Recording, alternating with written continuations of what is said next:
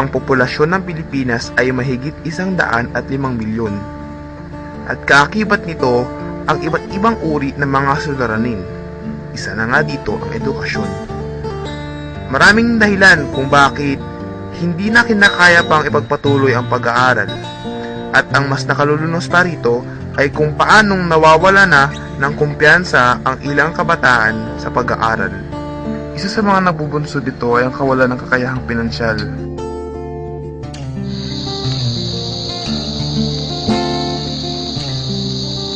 Na dahilan ng ilang problemang pampamilya na siya nakakaapekto sa aspetong psikolohikal ng isang mag-aaral.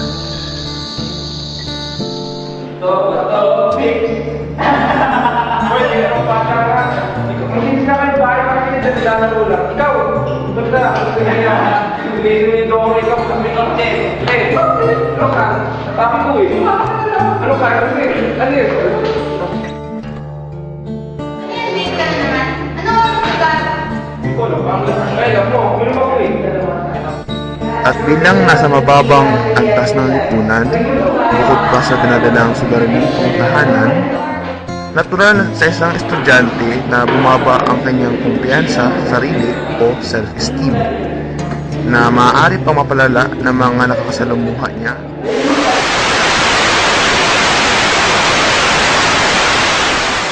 Magtatapos sa Universidad ng Pilipinas. Ngayon lang muli may naakuha ng pinakamataas na grade weighted average na 1.016 makalipas ang 65 taon. Naitalaya ng BS Math summa cum laude na si John Gabriel Pelias. Mahirap lang at ulila na sa magulang si John, pero hindi naging hadlang yon para siya'y magsumikap. Sa loob kasi ng 4 na taon, napanatili niya ang gradong 1 na siyang pinakamataas sa UP at 3 beses lang siya naakuha ng gradong 1.20. Wala man ang tunay niya magulang, hindi naman siya nawala ng lolang umaagapay at siya niyang inspirasyon sa kanyang pag-aaral. Dahil masipag at matalino si John, pinagkalooban siya ng double scholarship ng universidad. Bukod kasi sa libreng matrikula, tumanggap siya ng allowance. Hindi ako bahagi ng isang ordinaryong pamilya. Naging pagsubok na lang sa akin yun.